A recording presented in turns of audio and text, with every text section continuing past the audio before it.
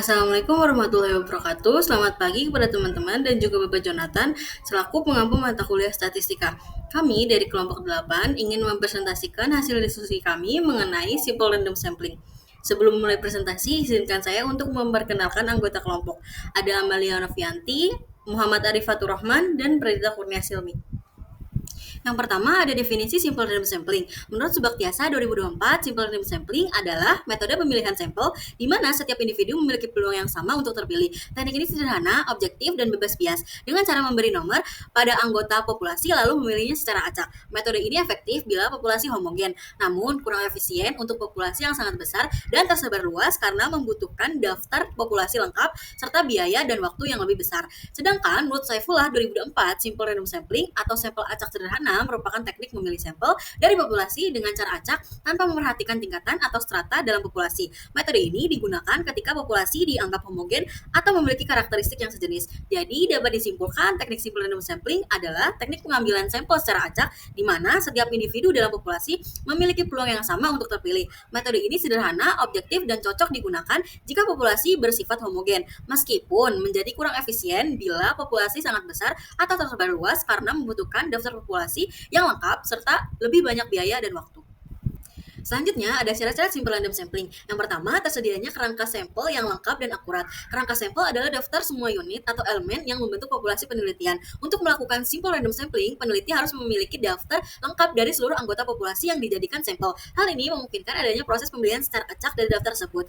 Yang kedua, ada karakteristik populasi yang homogen. Populasi harus memiliki karakteristik yang relatif seragam atau sama untuk variabel-variabel yang akan diamati. Alasannya, ketika populasi homogen, pemilihan acak akan lebih mungkin menghasilkan sampel yang representatif karena setiap anggota memiliki karakteristik serupa yang mendekati keseluruhan populasi. Yang ketiga, memiliki alat untuk pemilihan acak. Peneliti memerlukan alat atau metode untuk melakukan pemilihan acak secara objektif. Contohnya, alat-alat yang dapat digunakan antara lain tabel angka random, tabel yang berisi deretan angka yang tidak dapat diprediksi. Yang kedua ada kalkulator menggunakan fungsi pengacak angka, dan yang terakhir ada sistem undian seperti pengundi lotre untuk memilih anggota sampel.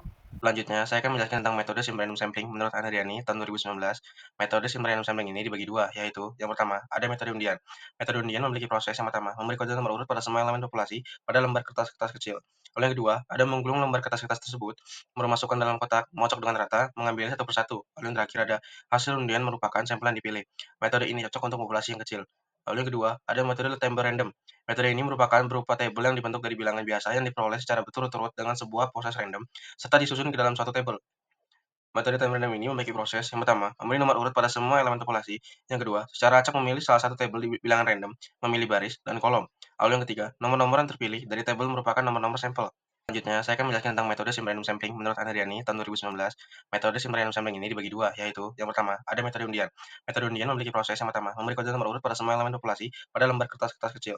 Lalu yang kedua, ada menggulung lembar kertas-kertas tersebut, memasukkan dalam kotak, mengocok dengan rata, mengambilnya satu persatu. Lalu yang terakhir ada hasil undian merupakan sampel yang dipilih. Metode ini cocok untuk populasi yang kecil. Lalu yang kedua, ada metode table random. Metode ini merupakan berupa tabel yang dibentuk dari bilangan biasa yang diperoleh secara berturut-turut dengan sebuah proses random, serta disusun ke dalam suatu tabel. Metode time random ini memiliki proses yang pertama, memberi nomor urut pada semua elemen populasi. Yang kedua, secara acak memilih salah satu tabel di bilangan random, memilih baris dan kolom. Lalu yang ketiga, nomor-nomor yang terpilih dari tabel merupakan nomor-nomor sampel. Selanjutnya, saya akan menjelaskan tentang metode simple random sampling menurut Anariani tahun 2019. Selanjutnya ada contoh penerapan simple random sampling. Yang pertama ada penelitian akademik. Contoh, misalkan seorang peneliti ingin mengkaji tingkat kepuasan mahasiswa terhadap fasilitas kampus di universitas. Jika universitas memiliki 10.000 mahasiswa, peneliti dapat menggunakan simple random sampling untuk memilih 500 mahasiswa secara acak dari daftar mahasiswa yang ada. Hasil survei dari 500 mahasiswa ini akan memberikan gambaran tentang kepuasan seluruh populasi mahasiswa. Lalu yang kedua, ada survei kesehatan masyarakat. Contoh, misalkan sebuah badan kesehatan masyarakat ingin mengetahui penyakit tertentu dalam populasi kota dengan 50.000 penduduk dengan menggunakan simple random sampling. Badan Kesehatan dapat memilih 10.000 penduduk secara acak dari daftar penduduk untuk diikutsertakan dalam pemeriksaan kesehatan. Hasil dari pemeriksaan ini dapat digunakan untuk memperkirakan penyakit di seluruh kota. Selanjutnya ada contoh penerapan simple random sampling. Yang pertama ada penelitian akademik. Contoh, misalkan seorang peneliti ingin mengkaji tingkat kepuasan mahasiswa terhadap fasilitas kampus di universitas. Jika universitas memiliki 10.000 mahasiswa, peneliti dapat menggunakan simple random sampling untuk memilih 500 mahasiswa secara acak dari daftar mahasiswa yang ada. Hasil survei dari 500 mahasiswa ini akan memberikan gambaran tentang kepuasan seluruh populasi mahasiswa. Lalu ada contoh penerapan simple random sampling yang lainnya.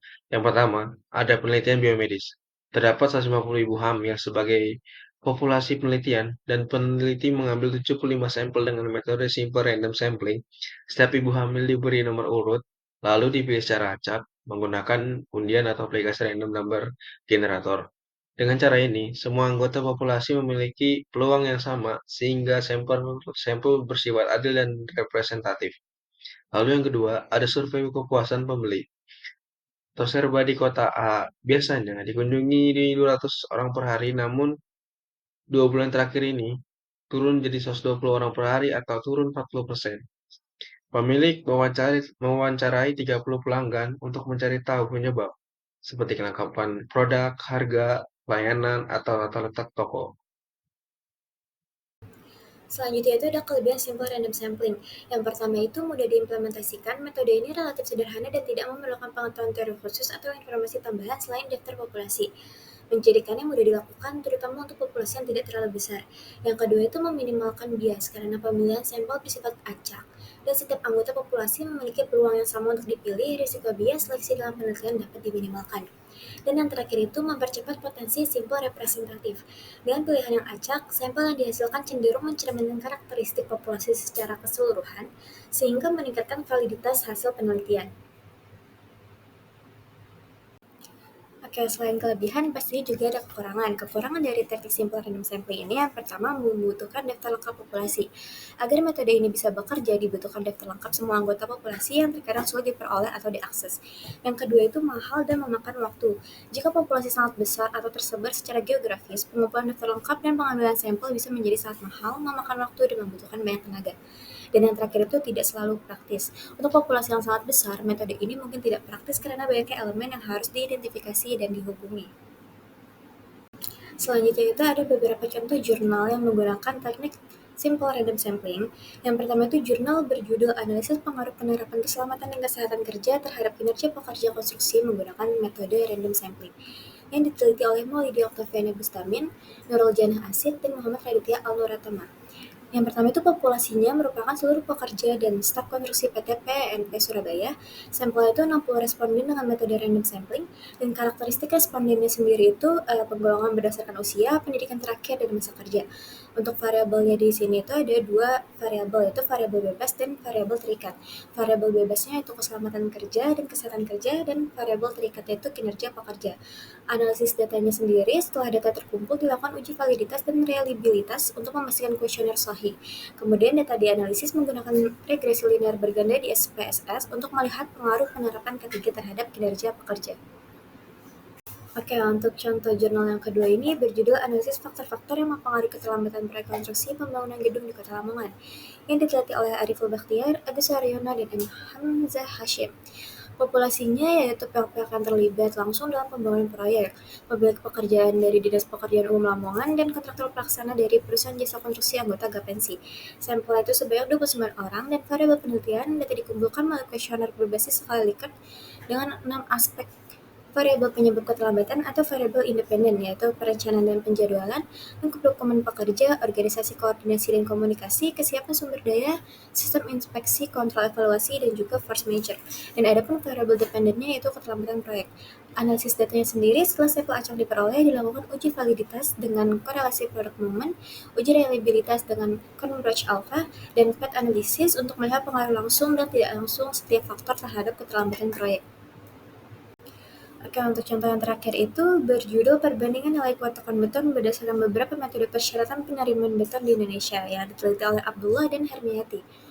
Populasinya adalah seluruh data hasil uji kuat tekan beton dan data mix design yang tersedia di Laboratorium Teknik Sipil Universitas Islam Riau, yang diteliti oleh Iren pada tahun 2011. Populasi mencakup banyak mutu beton, tetapi penelitian ini hanya mengambil mutu K275 atau FC22,83 MPa.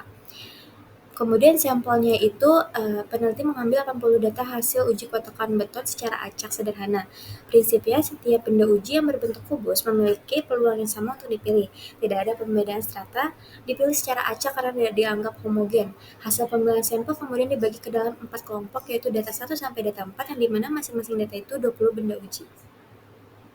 Kemudian ini ada beberapa jurnal ataupun website yang kami gunakan. Cukup sekian dari kelompok kami, kurang lebihnya mohon maaf. Wassalamualaikum warahmatullahi wabarakatuh.